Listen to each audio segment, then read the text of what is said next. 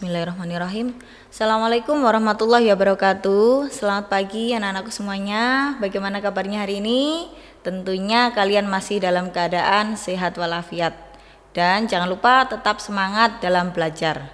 Oke, kali ini saya akan menjelaskan mata pelajaran otomatisasi tata kelola keuangan pada submateri ruang lingkup kas kecil.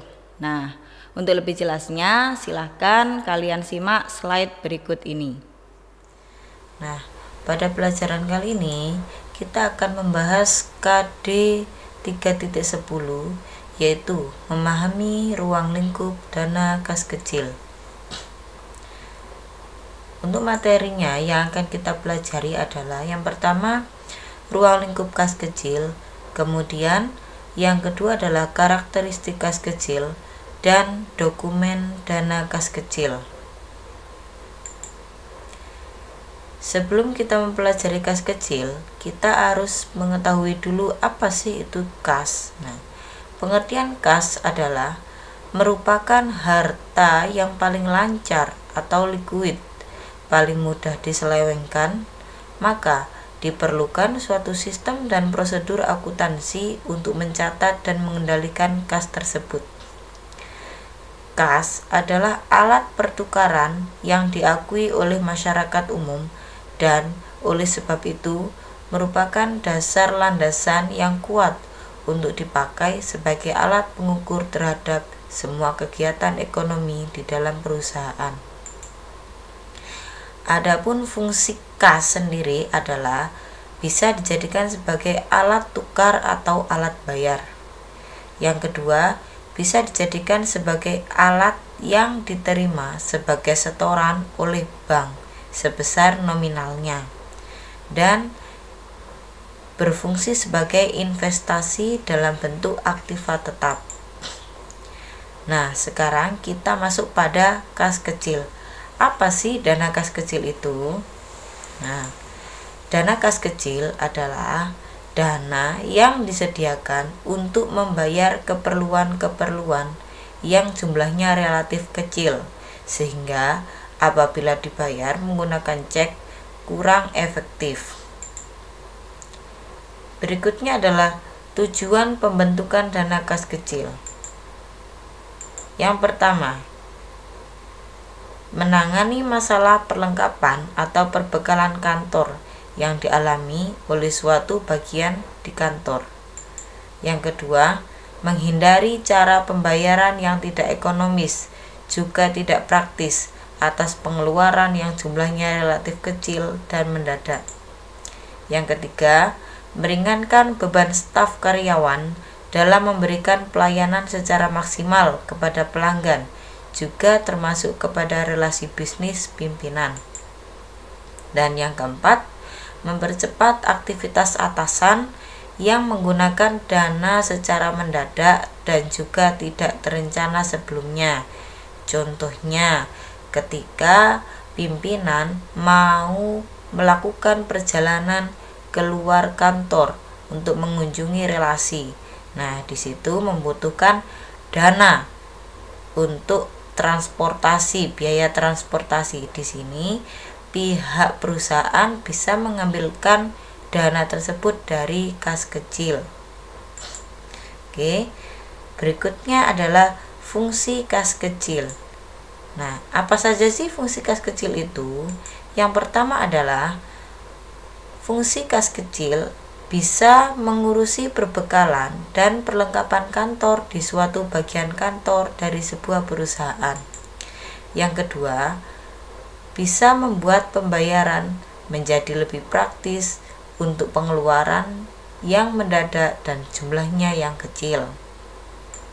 Yang ketiga, fleksibilitas karyawan untuk mengoptimalkan pelayanan kepada para pelanggan dan tamu, terutama pada relasi bisnis pimpinan perusahaan.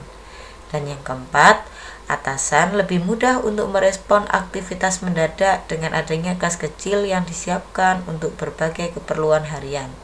Nah, inilah fungsi adanya kas kecil.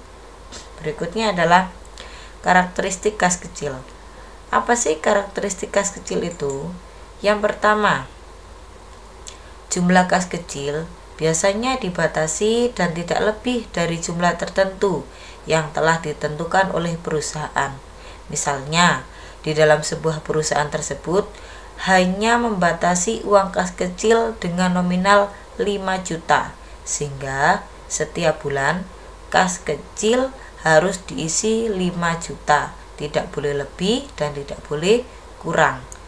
Nah, berikutnya yang kedua, kas kecil digunakan untuk membayar transaksi yang nominalnya kecil dan bersifat rutin.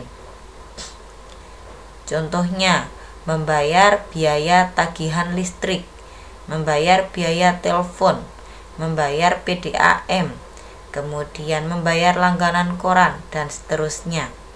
Yang ketiga, kas kecil biasanya akan disimpan di tempat kecil yang biasa disebut dengan cashbox atau di dalam amplop. Karena uangnya relatif kecil, jadi tidak usah menggunakan laci atau brankas sebagai tempat penyimpanannya. Cukup dia disimpan di dalam amplop. Yang berikutnya, keempat, uang kas kecil akan dipegang dan dikelola oleh kasir atau petugas keuangan. Dalam hal ini bisa dipegang oleh sekretaris yang diberi hak untuk mengelola uang kas kecil. Oke. Berikutnya, komposisi kas kecil. Apa saja sih yang termasuk ke dalam kas kecil itu? Kas ya, di sini kas. Yang termasuk ke dalam kas adalah uang kertas. Yang kedua, uang logam. Yang ketiga, cek yang belum disetorkan. Yang keempat, simpanan dalam bentuk giro atau biljet. Yang kelima, rekening tabungan. Yang keenam, traveler's check. Yang ketujuh, cek kasir. Yang kedelapan, wesel bank. Yang kesembilan, money order. Yang kesepuluh adalah kas kecil itu sendiri. Yang kesebelas, uang kembalian. Dan yang ke-12 adalah kas yang ada di cabang-cabang tetap.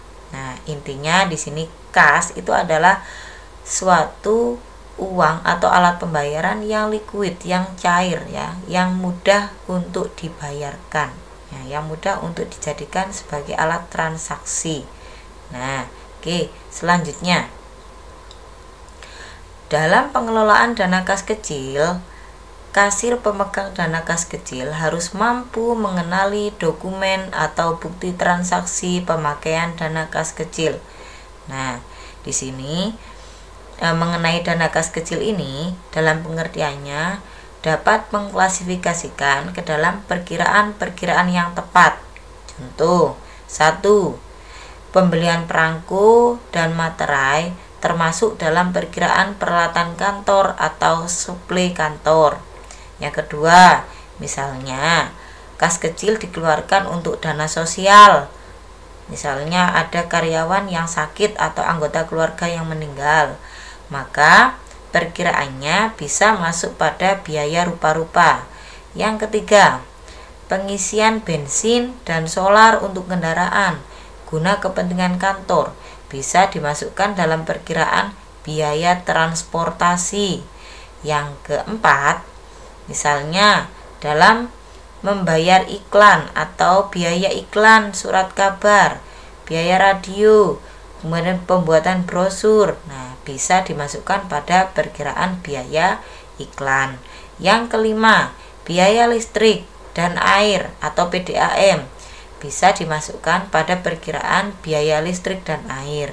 Yang keenam, biaya telepon, faksimil, telex bisa dimasukkan pada perkiraan biaya telepon dan sebagainya. Nah, jadi biaya yang rutin selalu dikeluarkan oleh perusahaan-perusahaan itu harus bisa dimasukkan ke dalam perkiraan-perkiraan yang sudah direncanakan oleh pihak perusahaan itu sendiri.